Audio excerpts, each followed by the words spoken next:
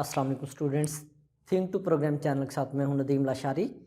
आज का जो हमारा टॉपिक ऑफ डिस्कशन है वो है components of computer system. Computer system के अंदर कौन कौन से कंपोनेंट्स हमारे इन्वॉल्व होंगे। तो जैसे कि मैंने आप लोगों के सामने ऑलरेडी एक डायग्राम बनाई हुई है, तो इसी डायग्राम को हम लोग साथ लेकर डिस्कस करेंगे और इसके अंदर जो टर्म्स हमारे पास फर्दर आएंगी उनकी हम लोग डेफिनेशन भी करेंगे। तो डायग्राम को देखें स्टूडेंट्स, हमारे पास सबसे पहली जो चीज़ है हमारे पास वो इनपुट कंपोनेंट है। दूसरी चीज़ हमारे पास सिस्टम यूनिट है और इसके अंदर मैंने कुछ फर्दर चीज़ें मेंशन की है और उससे नेक्स्ट हमारे पास जो चीज़ रिलेटेड है वो हमारे पास आउटपुट कंपोनेंट है। तो इनपुट कंपोनेंट को डिस्कस करने से पहले मैं आप लोगों को थोड़ा सा बता दूं कि इनपुट के बारे में, इनपुट क्या चीज़ होती है। तो स्टूडेंट्स, जब हम लोग बात करते हैं इनपुट की डेफिनेशन की, इनपुट को जब हम लोग डिफाइन करते हैं तो हम कह सकते हैं स्टूडेंट्स कि anything given to the computer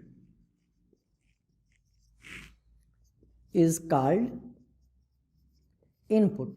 computer को कोई भी चीज़ जब हम लोग प्रोसेस करने के लिए देंगे, कोई इंस्ट्रक्शन, कोई हिदायत, कोई फिगर्स, कोई नंबर, कोई डाटा, वो हमारा इनपुट कहलाता है। अब स्टूडेंट्स, इनपुट देने के लिए हमें बिटवीन कोई कंपोनेंट्स चाहिए, कोई डिवाइस चाहिए, कोई मटेरियल चाहिए, कुछ चाहिए, कोई ज़रिया चाहिए जिसके ज़रिए हम लोग वो इनपुट कंप्यूटर को दे सकें। तो वो ज़रिया, जिस ज़रिए हम लोग को इस्तेमाल करते हुए हम लोग इनपुट देते हैं कंप्यूटर को, वो हमारी इनपुट डिवाइस कहलाती है और वो इनपुट डिवाइस हमारे इनपुट कंपोनेंट के साथ अटैच होती है। इनपुट डिवाइसेस हमारे सिस्टम यूनिट के इनपुट कंपोनेंट के साथ हमारी इनपुट डिवाइस जो है वो अटैच होती है। तो यहाँ से स्टूडेंट्स हमें एक टर्म मिली है इनपुट डिवाइस की, कि इनपुट डिवाइस क्या होगी, इनपुट डिवाइस। तो स्टूडेंट्स, जब हम इसको डिफाइन करेंगे तो हम कहते हैं कि द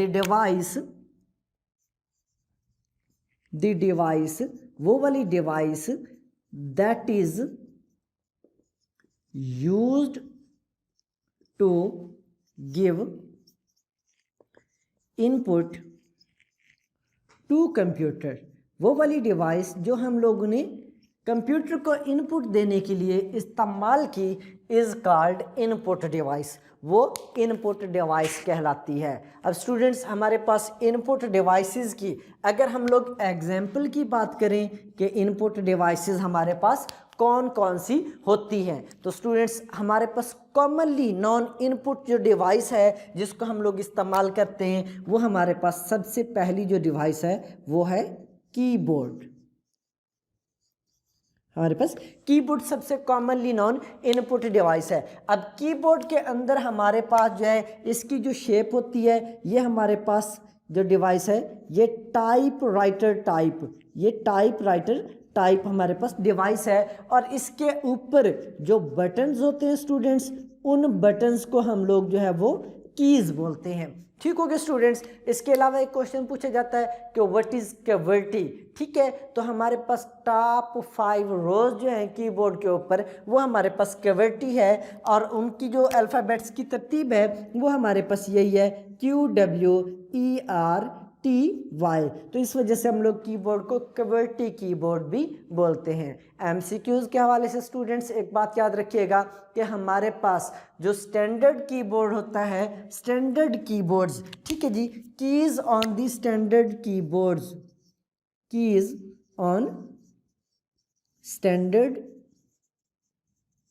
कीबोर्ड, जो इनकी तादाद होती है स्टूडेंट्स वो 104 होती है। और हमारे पास अगर मिनिमम कीज पूछा जाए आप लोगों से, तो minimum number of the keys जो होती हैं स्टूडेंट्स हमारे कीबोर्ड के ऊपर वो 101 होती हैं। ठीक है स्टूडेंट्स, तो ये हमारे पास जो थी एक इनपुट डिवाइस जिसे हम लोग जो है वो कीबोर्ड के टाइप के तौर पर जानते हैं। इसके अलावा स्टूडेंट्स हमारे पास दूसरी इनपुट डिवाइस जो है वो एक और कैटेगरीज के अंदर आ जाती है, उसे हम लोग पॉइंटिंग डिवाइस भी बोलते हैं। ये टाइपराइटर टाइपिंग डिवाइस कह सकते हैं इसको, वो हमारे पास पॉइंटिंग डिवाइस भी कहलाती हैं। आप लोग जानते होंगे कि हमारे पास सबसे कॉमन नॉन जो पॉइंटिंग डिवाइस है वो हमारे पास स्टूडेंट्स माउस है। माउस के बारे में आप लोग जानते हैं कि इसको हम डिफाइन करते हैं तो हम ये कह सकते हैं कि इट हैज़ 2 और 3 बटन्स। ठीक है जी, इसके ऊपर 2 या 3 बटन्स होते हैं। ठीक हो गया स्टूडेंट्स। इसके अलावा ये क्या करता है जी, ये हमारे पास जो है ये सिलेक्शन के लिए इस्तेमाल होता है। ये एक पॉइंटिंग डिवाइस है जो पॉइंटर के तौर पर हमारे पास जो है वो वर्क करती है। और आजकल हमारे पास वायर्ड कीबोर्ड के साथ वायर्ड माउस के साथ साथ वायरलेस माउस भी अवेलेबल है मार्केट के अंदर। ठीक है स्टूडेंट्स, इसके अलावा हमारे पास जो है हम फर्दर बात करते हैं तो हमारे पास माइक्रोफोन, हमारे पास एक और इनपुट डिवाइस है जिसे हम लोग माइक्रोफोन बोलते हैं। ये जो माइक्रोफोन है हमारे पास स्टूडेंट्स, ये वॉइस की इनपुट के लिए हम लोग इसको इस्तेमाल करते हैं। ठीक हो गया, माइक्रोफोन को वॉइस इनपुट के लिए इस्तेमाल करते हैं। इसके अलावा स्टूडेंट्स हमारे पास जो है वो डिजिटल कैमरा हो गया या स्कैनर वगैरह हो गया। ये हमारे पास सारी टाइप्स हैं। फॉर एग्जांपल डिजिटल कैमरा, ठीक है जी। और इसके अलावा हमारे पास स्कैनर की हम लोग बात करते हैं स्टूडेंट्स, तो ये हमारे पास जो है ये कुछ इनपुट डिवाइसेस हैं। अब हम लोग थोड़ा सा पहले डिस्कस कर लेते हैं आउटपुट कंपोनेंट्स को या आउटपुट डिवाइसेस को। क्या आउटपुट कंपोनेंट या आउटपुट डिवाइसेस हमारे पास क्या कहलाती हैं। ठीक है बच्चे, तो आउटपुट कंपोनेंट या आउटपुट डिवाइसेस को डिस्कस करने से पहले थोड़ा सा हम लोग डिस्कस करेंगे, हमें पता होना चाहिए कि आउटपुट क्या होती है। हमारे पास आउटपुट, ठीक है जी। तो जो यूजफुल इंफॉर्मेशन हमारे पास डाटा के ऊपर ऑपरेशन परफॉर्म करने के बाद हमें मिलती है वो हमारे पास आउटपुट कहलाती है। हम ये कह सकते हैं कि प्रोसेस्ड फॉर्म ऑफ डाटा, जिस डाटा के ऊपर हमने प्रोसेस कर लिया वो हमारे पास जो है वो आउटपुट कहलाती है। अब वो प्रोसेस शुदा रिजल्ट देखने के लिए हमें कोई डिवाइस की ज़रूरत है, हमें किसी कंपोनेंट्स की ज़रूरत है जिसके ज़रिए हम वो देख सकें। तो वो आउटपुट कंपोनेंट होता है हमारे पास स्टूडेंट्स, और वो आउटपुट कंपोनेंट के साथ जो डिवाइस हमारे पास अटैच होती है उसे हम लोग आउटपुट डिवाइस बोलते हैं। मीन के हम ये कह सकते हैं कि अगर आप लोगों से पूछा जाए कि आउटपुट डिवाइस क्या चीज़ है, आउटपुट डिवाइस की डेफिनेशन करें तो स्टूडेंट्स आप कह सकते हैं कि the device that is used to get the information. ठीक है जी, ऐसी डिवाइस या ऐसा hardware component that is used to display the information to the user is called output device. Mean के हम अगर मैं इसको राइट कर दूं तो मैं लिख सकता हूं the hardware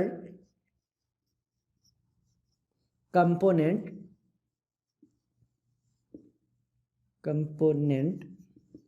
of computer that is used to display output, जो कि आउटपुट को डिस्प्ले करने के लिए डिस्प्ले आउटपुट टू यूज़र, जो यूज़र को आउटपुट डिस्प्ले करने के लिए दिखाने के लिए हम लोग इस्तेमाल करते हैं उसे हम लोग स्टूडेंट्स आउटपुट डिवाइस बोलते हैं। अब हम लोग अगर इसके एग्जांपल लें आउटपुट डिवाइसेस की कि हमारे पास आउटपुट डिवाइसेस जो हैं वो कौन कौन सी हैं, तो स्टूडेंट्स आप लोग जानते हैं कि हमारे पास कॉमनली नॉन आउटपुट डिवाइसेस जो हैं इनमें से सबसे पहली जो है वो हमारे पास मॉनिटर है। ठीक है स्टूडेंट्स, हम लोग मॉनिटर को जो है वो कॉमनली इस्तेमाल करते हैं। इसके अलावा स्टूडेंट्स हमारे पास जो है प्रिंटर हो गया। ठीक है जी, ये भी हमारे पास कॉमनली नॉन और कॉमनली यूज्ड आउटपुट डिवाइस है। इसके अलावा स्पीकर जो कि हमें वॉइस की आउटपुट देते हैं वॉइस की फॉर्मेट में, वो हमारे पास सेकंड लास्ट वन जो है वो हमारे पास आउटपुट डिवाइस है। इसके बाद स्टूडेंट्स हम लोग बात करते हैं सिस्टम यूनिट की, कि सिस्टम यूनिट हमारे पास क्या चीज़ होती है। ठीक है स्टूडेंट्स, तो सिस्टम यूनिट को जब हम लोग डिफाइन करते हैं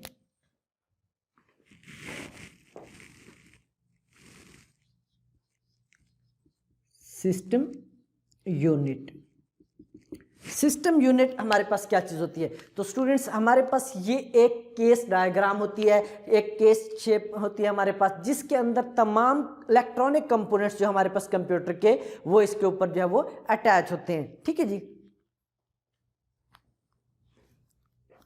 हम इसको डिफाइन कर सकते हैं कि system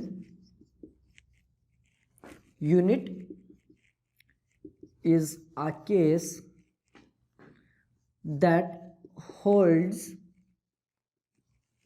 all the electronic component of computer. Computer के तमाम इलेक्ट्रॉनिक कंपोनेंट्स जो होते हैं स्टूडेंट्स हमारे, वो इस सिस्टम यूनिट के ऊपर जो हमारे पास वो अटैच होते हैं। ठीक है जी, तो तमाम कंप्यूटर्स के अंदर एक सिस्टम यूनिट जो है वो हमारे पास मौजूद होता है। ठीक है जी, सिस्टम यूनिट के अंदर अगर हम बात करें तो सिस्टम यूनिट के अंदर ये जो इलेक्ट्रॉनिक कंपोनेंट्स होंगे हमारे पास वो एक बोर्ड के ऊपर अटैच होते हैं। उस बोर्ड को हम लोग जो है वो मदरबोर्ड बोलते हैं। हम ये भी कह सकते हैं कि all the components inside the system unit are placed on motherboard। ये सारे जो हैं ये मदरबोर्ड के ऊपर जो है वो अटैच होते हैं। ठीक है जी, अब अगर हम लोग डिफाइन करें स्टूडेंट्स कि मदरबोर्ड क्या होता है। ठीक है, तो मदरबोर्ड हमारे पास जो है ये हमारे पास एक इलेक्ट्रॉनिक कंपोनेंट्स होता है जिस ऊपर हमारे तमाम कंपोनेंट्स जो सिस्टम यूनिट के होते हैं वो अटैच होते हैं। ठीक है जी, मदरबोर्ड को हम लोग स्टूडेंट्स, इसका एक और नेम भी है, इसको हम लोग मेन बोर्ड भी बोलते हैं। इसको हम लोग मेन बोर्ड भी बोलते हैं, जो कि तमाम इलेक्ट्रॉनिक कंपोनेंट्स को हमारे जो है वो होल्ड करता है। ठीक है जी, याद रखिएगा कि सिस्टम बोर्ड्स या मदरबोर्ड जो है हमारे पास ये मेन जरिया है इन तमाम कंपोनेंट्स की आपस में कम्युनिकेशन का। हमारे ये तमाम कंपोनेंट्स मदरबोर्ड के ऊपर जो है वो अटैच्ड होते हैं। ठीक हो गया स्टूडेंट्स। इसके बाद हमारे पास सीपीयू है। सीपीयू के बारे में हमने लास्ट लेक्चर के अंदर भी पढ़ा था कि ये हमारे पास जो है ये एब्रीवेशन है, ये स्टैंड करता है जी सेंट्रल प्रोसेसिंग यूनिट के लिए, सेंट्रल प्रोसेसिंग यूनिट, और इसे हम लोग जो है वो ब्रेन ऑफ कंप्यूटर भी बोलते हैं। ठीक है जी, ये कंप्यूटर का ब्रेन भी कहलाता है। ठीक है, इसको हम लोग फर्दर अगर डिवाइड करते हैं तो ये हमारे पास दो पार्ट्स के अंदर डिवाइड हो जाता है, एक ALU और एक CU। ठीक है स्टूडेंट्स, तो ALU क्या है? ALU स्टैंड करता है स्टूडेंट्स अरिथमेटिक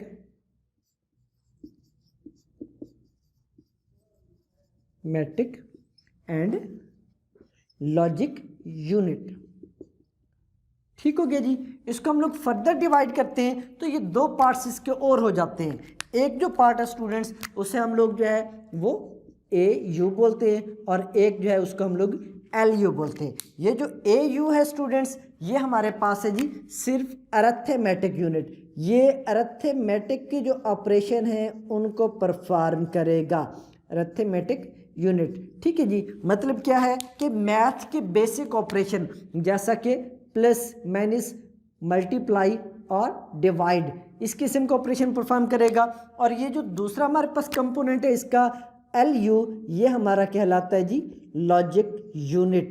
ठीक है जी, और ये हमारे जो है लॉजिकल ऑपरेशंस मीन के दो नंबर्स को कंपेयर करना कि A is less than B या फिर A is greater than B या फिर A is equal to B, तो कंपैरिजन के काम के लिए हम लोग इसको इस्तेमाल करते हैं। ठीक है स्टूडेंट्स, इसके अलावा हम लोग बात करते हैं CU की कि CU हमारे पास क्या होता है, तो CU स्टैंड्स करता है स्टूडेंट्स कंट्रोल यूनिट के लिए। कंट्रोल यूनिट के लिए हम लोग कह सकते हैं कि ये जो है हमारे कंप्यूटर का ये it acts like supervisor of computer, ये कंप्यूटर के सुपरवाइजर के तौर पर काम करता है। ठीक है जी, तो जो भी ऑपरेशन परफॉर्म करना होता है वो यही बताता है कि which operation is performed on data, which operation is to be performed, कि कौन सा ऑपरेशन जो है वो परफॉर्म करना है ऑन डाटा, जो कि डाटा हमारा इनपुट के तौर पर आ रहा होता है। ठीक है स्टूडेंट्स, इसके बाद हमारे पास जो है मेमोरी है। मेमोरी के बारे में भी हमने लास्ट लेक्चर के अंदर डिस्कस किया था कि मेमोरी हमारे पास जो है ये टेम्पोरेरी स्टोरेज एरिया होती है जो कि डाटा को हमारे को आर्जी तौर पर स्टोर करती है। टेम्पोरेरी स्टोरेज एरिया होती है। ठीक है जी। हम लोग जब कॉमन मेमोरी की बात करें तो हम लोग रैम की बात करें, हमारा डाटा इनपुट डिवाइसेस से पहले मेमोरी के अंदर रहता है, मेमोरी से फिर वो हमारे पास प्रोसेस होते हैं, प्रोसेस होने के बाद वो आउटपुट डिवाइस की तरफ चला जाता है। तो स्टूडेंट्स आज का हमारा जो टॉपिक ऑफ डिस्कशन था वो इतना था। तो मिलते हैं इंशाल्लाह नेक्स्ट लेक्चर के अंदर जिसमें हम लोगों ने स्टोरेज डिवाइसेस को डिस्कस करना है। तब तक के लिए अल्लाह हाफिज़।